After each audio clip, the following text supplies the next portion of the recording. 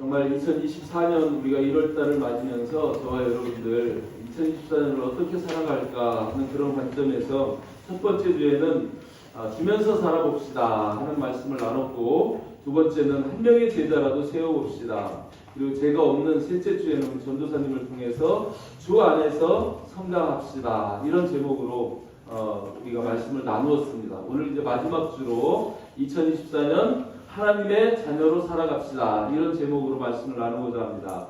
한번 우리 두 손 들고 우리 심령 속에 새기면서 선포합니다. 시작! 2024년 하나님의 자녀로 살아갑시다. 2024년 하나님의 자녀로 살아갑시다. 2024년 하나님의 자녀로 살아갑시다. 아멘, 아멘. 우리가 그냥 선포하는 게 아니라 이 말씀의 제목을 우리 마음속에 새기고 또 결단할 때 하나님께서 은혜를 부어주시고 그 결단이 실천되어져서 우리의 삶이 열매 맺는 삶이 되게 하실 줄 믿습니다. 하나님의 자녀로 살아간다는 것, 그것이 어떤 의미일까? 또 하나님의 자녀로 살아가기 위해서 우리는 어떻게 해야 할까? 그것을 오늘 본문이 말씀해 주십니다. 요한복음 1장 10절부터 13절까지 말씀 한번 찾아서 같이 한 목소리로 봉독합니다. 요한복음 1장 10절부터 13절까지 말씀입니다. 자, 같이 봉독합니다. 시작! 그가 세상에 계셨으며 세상은 그로 말미암아 지은 바 되었으되 세상이 그를 알지 못하였고 자기 땅에 오매 자기 백성이 영접하지 아니하였으나 영접하는 자 곧 그 이름을 믿는 자들에게는 하나님의 자녀가 되는 권세를 주셨으니 이는 혈통으로나 육정으로나 사람의 뜻으로 나지 아니하고 오직 하나님께로부터 난 자들이니라. 아멘. 우리가 하나님의 자녀로 살아가기 위해서는 먼저 예수님이 세상을 창조하신 분이심을 알아야 합니다. 아멘. 1절 말씀, 오늘 우리가 읽은 1장 10절 말씀 보면 그가 세상에 계셨으며 세상은 그로 말미암아 지은 바 되었으되 세상이 그를 알지 못하였다, 이렇게 말씀합니다. 여기서 세상이라는 단어는 코스모스라는 단어를 씁니다. 우주죠. 어떤 의미냐면 만물이라는 그런 의미를 포함하고 있는데, 예수님은 하늘과 땅 사이에 보이는 것은 물론이고 보이지 않는 것까지 창조하신 분이십니다. 아멘입니까? 골로새서 1장 16절 말씀 보면 이런 말씀이 있죠. 만물이 그에게서 창조되되 하늘과 땅에서 보이는 것들과 보이지 않는 것들과 혹은 왕권들이나 주권들이나 통치자들이나 권세들이나 만물이 다 그로 말미암고 그를 위하여 창조되었고, 이런 말씀이에요. 만물이 그에게서 창조됐다. 보이는 것과 보이지 않는 것까지도 다 그로 말미암고 그를 위하여 창조됐다, 이런 말씀입니다. 오늘 우리가 읽은 요한복음 1장 10절 말씀, 이 말씀을 한번 다시 띄워놓고 보시길 바랍니다. 여기 보면 그가 세상에 계셨으며 할 때 그는 예수님이죠. 예수님이 세상에 계셨으며, 직역하면 그가 처음부터 세상에 계셔왔다라는 말씀입니다. 예수님은 창조주로서 모든 피조물 가운데 알파와 오메가로 임재해 계시고 또 역사하시는 분이심을 믿으시길 바랍니다. 알파와 오메가, 처음부터 끝까지 자기가 창조한 피조물 가운데 임재하시고 그 가운데 역사하시는 분이 예수님이심을 다시 한번 우리 마음속에 새기기를 축복합니다. 두 번째로 세상은 그로 말미암아 지은 바 되었다고 이렇게 말씀하시죠. 직역하면 세상은 그를 통하여 창조되었다, 이런 말씀입니다. 요한복음 1장 3절 말씀도 보면 거기에서 이런 말씀이 기록되어 있어요. 만물이 그로 말미암아 지은 바 되었으니 지은 것이 하나도 그가 없이는 된 것이 없느니라. 여기에서 그로 말미암아 지은 바 되었으되 라는 말씀이 그로 말미암아 지은 바 되었으니 라고 1장 3절에서도 이렇게 말씀하고 계시는 것을 보게 됩니다. 그런데 세상이 그를 알지 못하였다는 거예요. 오늘 우리가 읽은 요한복음 1장 10절에서는 세상이라는 단어가 3번 나옵니다. 세상에 계셨으며 세상은 그로 말미암아 지은 바 되었으되 세상이 그를 알지 못했다고 이렇게 말씀하는데, 앞에 두 번 말씀하시는 이 세상은 그가 창조하신 피조 세계를 말씀하시는 거고, 뒤에 세상은 그가 창조하신 사람들을 이야기하는 겁니다. 이 사람들이 주님이 창조하신 세상 가운데 살면서도 그를 알지 못하였다고 그렇게 말씀하시는 거죠. 자기를 창조하신 그를 알지 못했다는 거예요. 여러분은 예수님을 창조주로 알고 계십니까? 여기에서 알지 못하였다, 알다라는 이 단어는요, 우리가 지식적으로 아는 그것을 뛰어넘는 말씀입니다. 우리가 지식적으로 통상적으로 아는 그것이 아니라 이 알다라는 단어는 관계를 통해서 그분을 확실하고 친밀하게, 그렇게 완전하게 아는 그것을 의미합니다. 이렇게 생각해 볼 수 있겠죠. 여기서 이 안다는 것은 남편과 아내가 결혼을 해가지고 그 결혼 관계를 통해서 남편이 아내를 알고 아내가 남편을 아는 것처럼 그렇게 아는 알을 이야기하는 겁니다. 아멘? 저와 여러분 예수님을 피상적으로 아는 게 아니라 예수님을 체험하면서 예수님과의 그 관계를 통해서 분명하고 확실하고 완전하게 영원하게 그 예수님을 아시는 그런 저와 여러분이 될 수 있기를 주님의 이름으로 축복합니다. 창조주 예수님을 안다는 것. 제가 캄보디아 가서 주일날 말씀을 이렇게 전하는데 준비를 하나도 안 해가지고 갔어요. 준비를 해가지고 가지 않았어요. 왜 그랬냐면은 게을러서 그런 것이 아니라 그 상황이 어떤 상황일까, 그 상황 속에서 주님이 주시는 전하게 하시는 말씀이 있을 것이다. 분명 그 말씀을 주실 것이다. 이런 확신이 있었습니다. 그래서 주일날 아침에 가서 아이들이 모여서 이렇게 하는 것을 보고 저는 1층에서 사무실에서 기도하면서 하나님 어떤 말씀을 전할까요? 원고 없이 그냥 올라가서 말씀을 전했는데, 그때 바로 그 아이들을 처음 오는 아이들이지만 100여 명이 넘는 새로운 아이들이 한 5, 60명의 예배를 드렸거든요.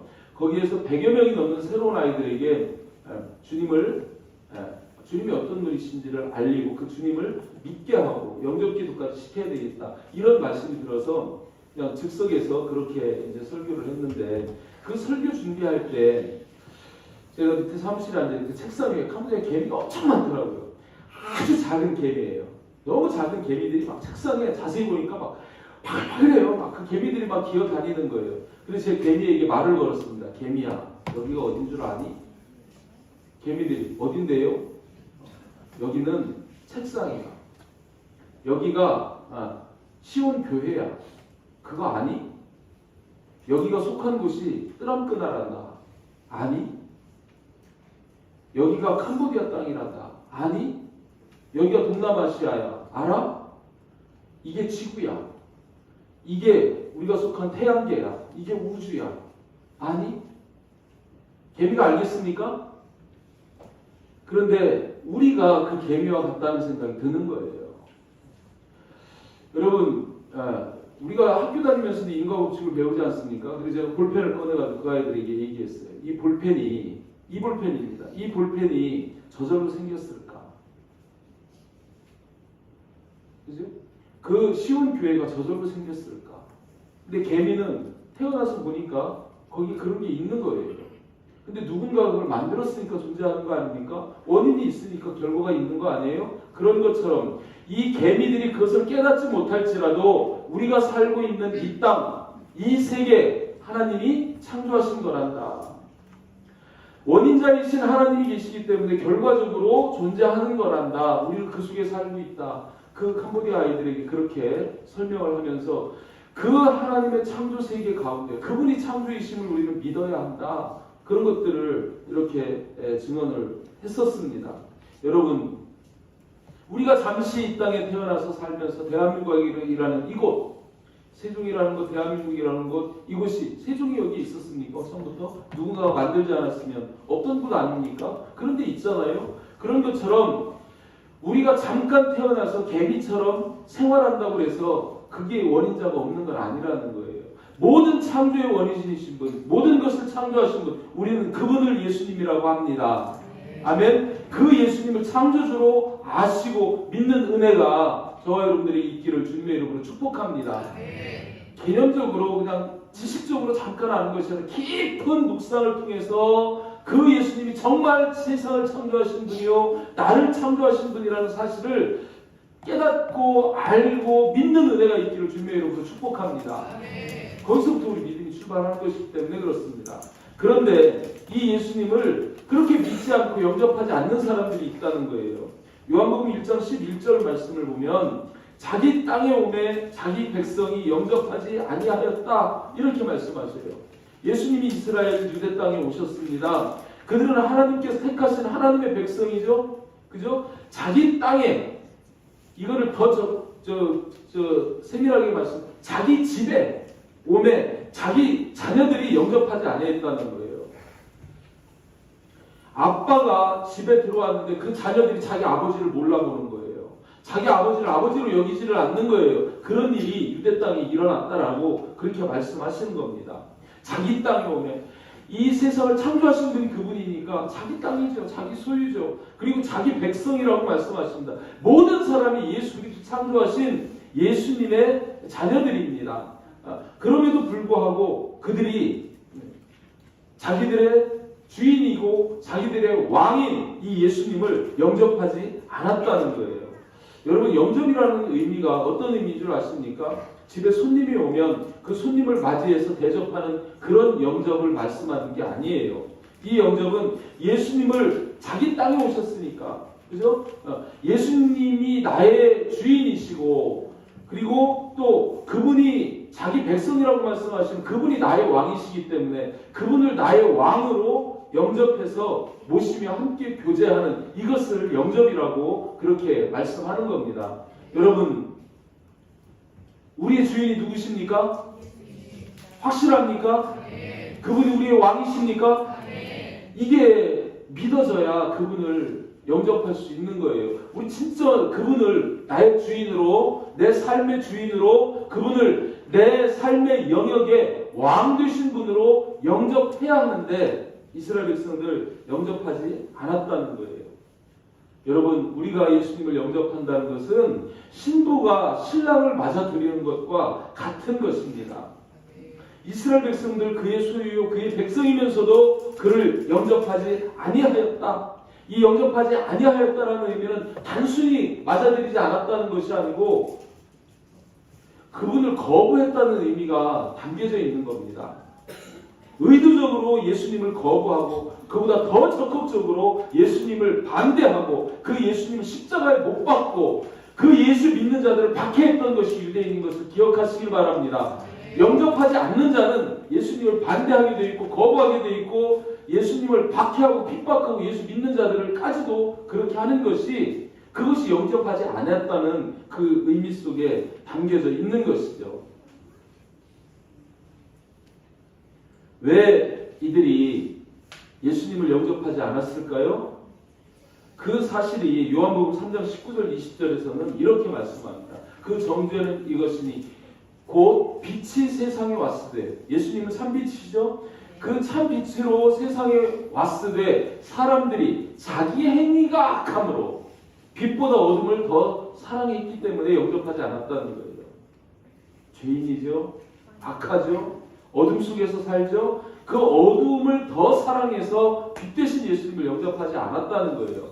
그래서 악을 행하는 자마다 빛을 미워하여 빛으로 오지 아니하나니 이는 그 행위가 드러날까 하며 저와 여러분들이 악에 있기 때문에 어둠에 있기 때문에 우리의 행위가 악하기 때문에 그분을 영접하지 않았다고 그렇게 말씀하시는 것을 볼 수 있습니다. 유대인들이 그래서 주님을 영접하지 않고 그분을 박해하고 십자가에 못 박았던 그런 것들을 볼 수 있습니다. 여러분 우리가 예수를 믿고 살아가고 있는데 시간이 가면 갈수록 특별히 말세가 되면서 이 세상의 교회와 성도들은 세상으로부터 미움을 박해를 받게 되어져 있습니다. 성경이 그렇게 말씀하시는 거예요. 마태복음 24장 9절 말씀 보면 거기에서 이런 말씀하시죠. 그때에 마태복음 24장이 종말장입니다. 제자들이 예수님에게 마지막 때 무슨 일이 일어나는지, 그 징조가 어떤 징조가 일어나는지 그걸 물었을 때 주님이 말씀하시는데, 그 마지막 때 그때에 사람들이 너희를 환난에 넘겨주겠으며 너희를 죽이리니 너희가 내 이름 때문에 모든 민족에게 미움을 받으리라. 한두 민족이 아니에요. 세상 모든 민족에게 미움을 받는다고 그렇게 말씀하십니다. 예수님이 미움받았던 같이. 그래서 시간이 지나면 지날수록 우리 기독교는 세상 모든 민족의 공공의 적이 되게 되어져 있습니다. 아멘. 믿으시기 바랍니다. 깨달으시기 바랍니다. 점점 더 코로나나 그런 상황도 물론 마찬가지지만 모이지 못하게 하고 예배드리지 못하게 하고 그런 상황들이 벌어진다는 거예요. 그러나 이것이 하나님의 의도요, 하나님의 뜻임을 여러분 깨달으시기를 바랍니다. 왜 그래요? 하나님은요, 구별하시는 거예요. 예수를 믿는 자와 예수 믿는 자를 미워하는 자들을 구분하시고 계시는 겁니다. 아멘. 데살로니가후서 1장 4절 5절 보면 거기에서 이런 말씀하세요. 그러므로 너희가 견디고 있는 모든 박해와 환난 중에서 너희 인내와 믿음으로 말미암아 하나님의 여러 교회에서 우리가 친히 자랑하노니. 그러니까 환난 가운데서 우리가 믿음의 인내, 그 인내하고 있는 것을 자랑한다는 거예요. 그러면서 이는 하나님의 공의로운 심판의 표요. 심판의 표라고 말씀하는데 뭘 말씀합니까? 이들을 박해하고 환난 가운데 환난을 주는 그런 자들에게는 하나님의 공의로운 심판의 표요, 너희로 하여금 하나님 나라에 합당한 자로 여김을 받게 하려 함이니, 그것 가운데서 인내하고 믿음을 지키는 하나님의 나라에 합당한 자로 여김을 받게 하려 합니다. 그 나라를 위하여 너희가 고난을 받느니라, 이렇게 말씀합니다. 솔직히 여러분, 우리가 믿음의 길을 걸어갈 때 하나님이 동행하시면서 우리에게 복도 주시고 우리가 광야를 지나갈 수 있도록 만나를 주시고 생수를 주시지만, 그 믿음의 길은 탄탄대로의 길이 아니라 좁은 길이고 광야의 길임을 인정할 수 있기를 바랍니다.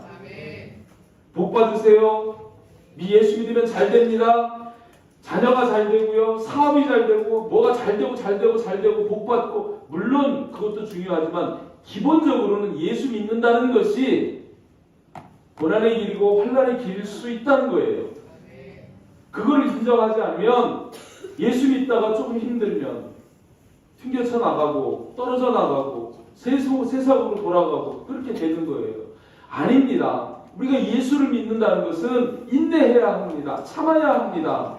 견디는 것이 필요합니다. 점점 더 세상은 우리 믿음을 빼앗기 위해서 우리에게 환난을 주고 고난을 주지만 그 가운데에서도 우리는 지켜야 된다는 거예요. 인내해야 된다는 거예요. 특별히 여기에서도 그 나라를 위하여 너희가 또한 고난을 받느니라 라고 그렇게 말씀합니다. 아멘. 정말 그렇습니다. 우리가 예수를 영접하지 아니하였으나 라고 말씀하는 그 영접하지 않는 이유는 뭐냐면 바로 그런 여러 가지 이유들 가운데에서 예수를 영접하지 못하는 부분이 있다는 거예요. 그러나 저와 여러분은 반드시 예수님을 영접해야 할 줄 믿습니다. 요한복음 1장 12절 말씀, 오늘 중심 말씀인데, 이 말씀에 보면 영접하는 자, 곧 그 이름을 믿는 자들에게는, 영접하는 자, 곧 그 이름을 믿는 자들에게만 하나님의 자녀가 되는 권세를 주신다고 말씀합니다.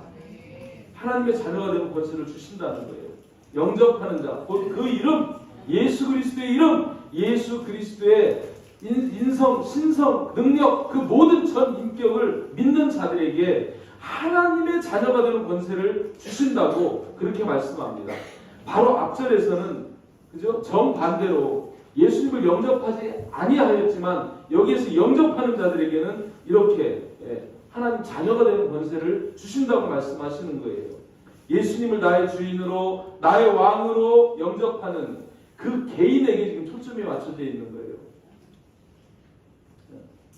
근데 여러분, 이 구원이라는 것, 그것은 개인적인 것을 꼭 기억하시길 바랍니다. 부부지간에도 마찬가지예요. 남편이 구원받는다고 해서 아내가 같이 구원받는 게 아닙니다. 여기에서 말씀하신 게 영접하는 자 곧 그 이름을 믿는 자들에게는 이걸 직역하면 이런 말이에요. 그를 맞이하는 자들마다 그의 이름을 믿는 그에게라는 의미예요. 아멘. 그래서 우리 믿음은 정말 주님 앞에 1대1로 서는 그런 믿음 가운데 주님이 인정하는 믿음이 되어야 할 줄 믿습니다. 그런데 여기에서 영접이라는 이 단어도 우리가 한번 의미를 생각해 봐야 되는데, 이 영접이라는 것 가장 기본적으로는 그 예수께서 창조주 되심과 그분이 나의 구원자 되시는 그리스도이심을 믿는 것, 그것을 영접이라고 그렇게 말씀합니다. 영접하는 자 곧 그 이름을 믿는 자. 영접과 믿음은 같은 걸로 이렇게 말씀하시죠. 또한 그것뿐만 아니라 여기에서 이 영접이라는 참 의미는 그분께 내 생명까지 의탁하는 것을 말씀하는 거예요. 아내와 남편이 결혼을 했어요. 유대 사회에서. 그러면은요, 이 아내는요, 그 남편과 카운트를 할 때 하나로 같이 카운트를 합니다. 여자 따로 세지 않습니다. 성경적으로 여자는 남자의 갈비뼈이기 때문에 둘을 한 인격체로 보는 거예요. 요 갈비뼈는요, 몸된 그리고 머리된 남편이 없으면은요, 유대 사회에서 살아갈 수가 없습니다. 그래서 과부가 제일 불쌍한 사람으로 표현이 되는 거예요. 경제력도 없어요. 남편이 없으면은요. 그래서 이 결혼과 동시에 부모를 떠나면 이 여자는 남편에게 자기의 생명, 모든 삶을 의탁할 수밖에 없습니다. 아멘? 여기에서 영접이라는 의미가 바로 그런 거예요. 아내가 남편을 절대적으로 신뢰하고 자신을 의탁하듯이 우리가 예수님을 전인격적으로 받아들이고 그분을 의지하고 그분께 내 생명을 의탁하는 것, 그것을 영접이라고 이야기합니다. 아멘? 이 자리에 있는 저와 여러분, 예수님을 그렇게 영접하셨습니까? 그렇게 영접하고 계십니까? 그분께 내 삶과 내 생명까지도 의지하고 의탁하는 것, 그것이 바로 믿음인 겁니다. 그것을 영접한 것이라고 그렇게 말씀합니다. 그 영접은요, 어떤 시련과 환난 속에서도 끝까지 이어지는 거예요. 내가 한번 남편을 만났는데 살면서 경제가 어렵다고, 남편이 나와 다툼이 있다고, 그죠? 또 어려움이 있다고 해서 그 남편을 버릴 수 없습니다. 아멘? 그런 것처럼 우리의 믿음은 어떤 시련과 환난, 어려움이 있어도 그것을 포기할 수 없는 거예요. 한번 주님을 믿었다면 그분은 내 생명이 되는 겁니다. 그래서 끝까지 어떤 어려움 속에서도 인내하고 남편에 대한 신뢰를, 정절을 지키면서 그 믿음을 지켜가는 것, 그것이 믿음인 것입니다. 아멘? 여러분, 우리 조선시대 춘향전이 있어요. 저는 이 춘향전을요, 정말 성경적인 춘향 복음이라고까지 이야기를 합니다. 한번 생각을 해보시길 바랍니다. 춘향이가 이도령을 만났어요. 한눈에 반했습니다. 그죠? 그래서 그와 가약을 맺는 거예요. 이도령이 과거급제하고 돌아오기를 기다리는데 변사또라는 자가, 그죠? 이 춘향이를 계속 끌어들이잖아요. 그죠? 그런데 이 춘향이 옥에 갇힐 망정 변사또를 섬기지 않습니다. 그죠? 끝끝내 견디고 인내하면서 오직 이몽룡이를 기다리는 거예요. 이몽룡이가 과거급제하고 와서 테스트를 해보지 않습니까? 그죠? 그 감옥에 있는 춘향이에게 가가지고 그들이 해오를 하게 되는데, 이 춘향이가 우리들이에요. 이몽룡이 예수님입니다. 변사또는 마귀죠. 그죠? 어떤 유혹 속에서도 정절을 지키면서 끝까지 이 믿음을 지키는 이 성춘향이, 이 성씨들이 보면 참 믿음이 좋은 것 같아요. 그죠? 그 모습처럼 우리 믿음도 그래야 된다는 거예요. 어렵습니다.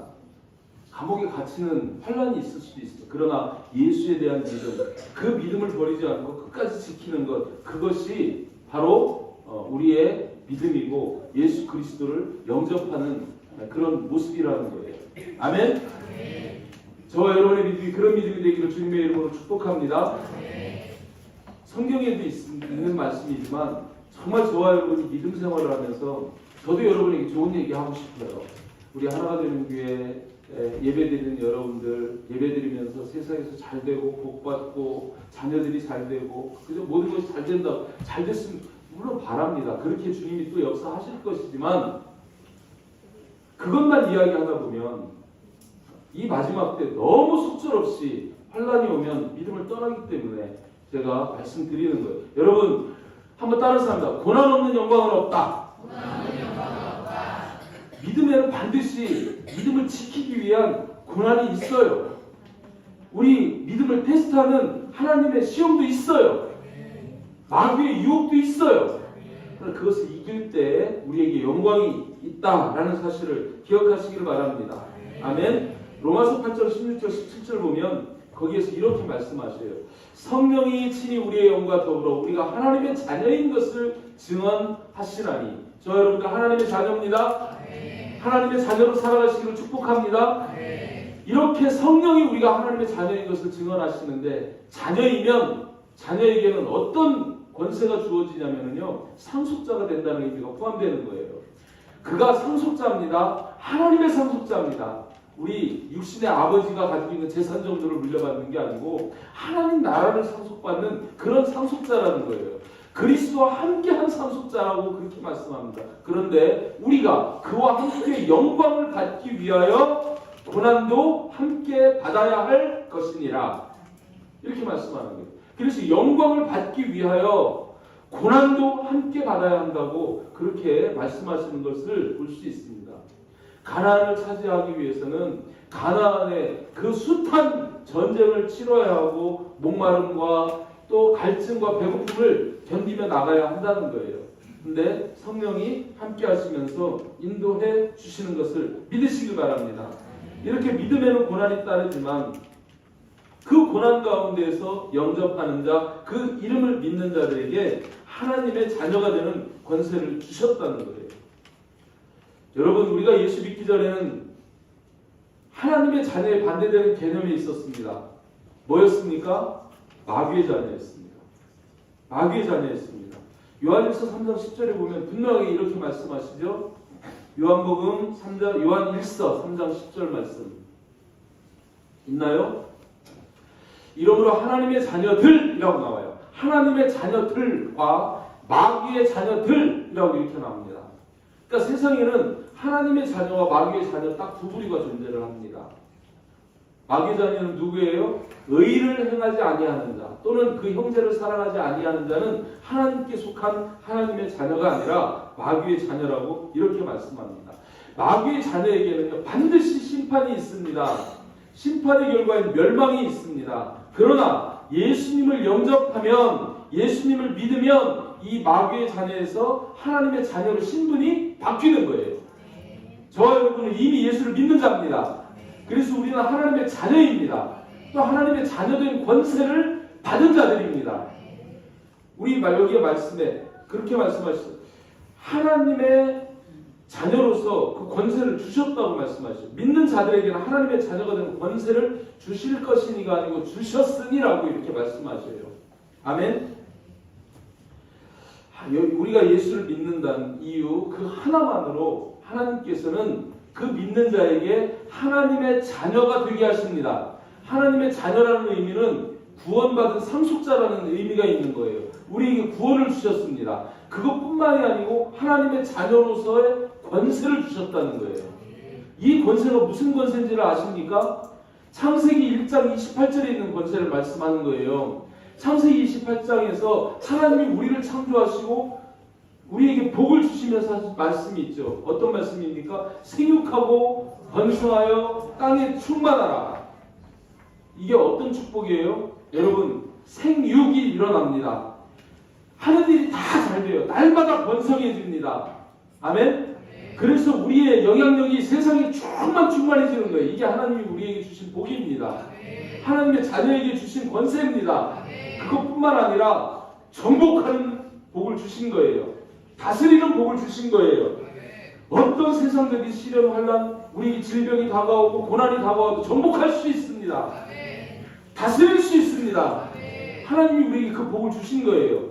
우리가 하나님의 자녀라면 환경은 광야지만 그 광야에서 뱀과 전갈을 밟으며, 아멘? 영적 싸움에서 아말렉 족속이 우리를 덮쳐오고 어떤 전쟁이 일어나도 예수 그리스도의 이름으로 물리칠 수 있는 거예요. 홍해를 가르고 통과할 수 있고 요단강을 가를 수 있는 그 권세와 능력을 우리에게 이미 주셨다는 것입니다. 아멘.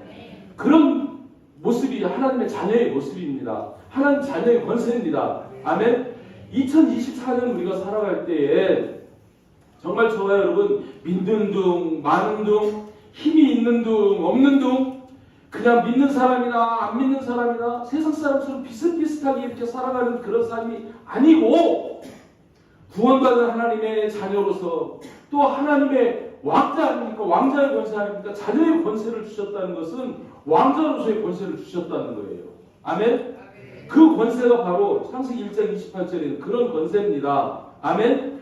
여러분이 하는 일들이 연초에 우리가 말씀드렸지만 하나님이 함께 하심을 통해서 요셉처럼 형통하시기를 바랍니다. 잘 되시기를 바랍니다. 여러분의 모든 일들이 번성하고 충만해지기를 주님의 이름으로 축복합니다. 우리에게 다가오는 병마든 문제든 고난이든 그딴 거 두려워하지 마시고 자녀의 권세를 주셨으니 왕자의 권세를 가지고 하나님의 능력이 내 능력, 예수 권세가 내 권세, 그런 권세를 가지고 2024년을 능력으로 살아가시기를 주님의 이름으로 축복합니다. 주님이 함께 하시잖아요. 그 주님이 우리를 자녀되는 권세를 주셨잖아요. 예수 이름의 능력이 있지 않습니까? 안진뱅이도 일으키고 죽인 자도 살리는 그 능력을 우리에게 주셨는데 죄송한 표현으로 믿는다 하면서 이미 하나님은 그걸 주셨어요. 주실 것이 아니고 영접하는 자, 믿는 자들에게 하나님의 자녀가 되는 권세를 주셨으니 그 권세를 가지고 믿는 자다 하나님의 자녀로 2024년을 살아가시기를 주님의 이름으로 축복합니다. 아멘. 째째하게 살지 맙시다. 앞에 요만한 돌멩이 하나 있다고 걸려서 넘어지고 허우적거리고 그러는 것이 아니라 밟고 뛰어넘고, 그죠? 앞을 가로막고 있는 장벽이 있어도 예수 이름으로 돌파하고, 그죠? 그렇게 하면서 정말 이 하나님의 권세를 가진 자로, 주님이 권세를 주셨으니까 그 권세를 가진 자로 2024년을 믿음의 능력으로 살아가시는 우리 하나가 되는 게 모든 지체들이 되시기를 주님의 이름으로 축복합니다. 아멘. 근데 왜 못 누려요? 왜 못 누릴까요? 알지 못하고 깨닫지 못하고 믿지 못하니까 못 누리는 거예요. 아멘. 알지 못하였으되 깨닫지 못하였으되 그래서 그들이 영접지 않고 영접지 아니하니까 하나님의 자녀가 되지 못하고 그 권세를 받지 못하고 그 권세를 누리지 못하는 거예요. 아멘. 예수님을 믿는다는 것은요, 예수님이 나와 함께 하시는 겁니다. 그분이 내 삶의 영역 속에 들어와서 나를 통치하시는 왕이 되시는 것입니다. 그분을 왕으로 모시는 것이 우리에게 짐이 되는 것이 아니라 그분이 우리에게 오셔서 왕된 권세로 우리와 함께 하시는 거예요. 그걸 믿으시기를 바랍니다. 그래서 세상 가운데 어려움이 있지만, 환난이 있지만, 고난이 있지만 하나님의 자녀된 권세로 승리하는 그런 삶을 사시기를 주님의 이름으로 축복합니다. 아멘. 하나님이 우리에게 이런 권세를 주시는 것은 저와 여러분들의 조건과 상관없어요. 그래서 오늘 13절에서 말씀하는 거예요. 혈통으로나 육정으로나 사람의 뜻으로 되는 것이 아니다. 이렇게 말씀하시는 거예요. 뭐로 됐다고? 오직 하나님께로부터 난 자들이니라. 오직 믿음으로 말미암아 하나님께로부터 난 자들이요.